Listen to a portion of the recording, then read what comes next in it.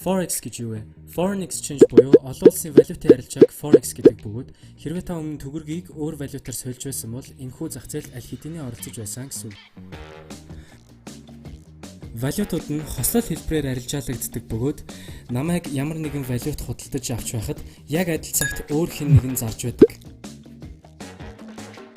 Валютын ханшууд нь хэд хэдэн зүйлээс хамааран хэлбэлзэж байдаг ба жишээ нь эдийн засаг, улс төр, зах зээлийн байдал зэрэг юм. Энэхүү зах зээл дээр та ямар нэгэн валютыг хямд байхад нь авч валютын ханш өссөн үед зарснаар ханшийн зөрүүн дээрээс ашиг хийх боломжтой. Forex-ийн зах зээл нь олон улсын зах зээл тул дэлхийд даяар тархсан байдаг.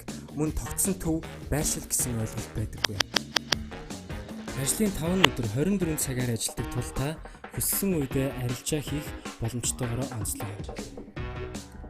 Дэлхийн хамгийн том зах зээл тул Forex-ээс өөр ямар ч зах зээл дээр Forex шиг арилжаа хийгдэж шин боломжууд үүсдэггүй.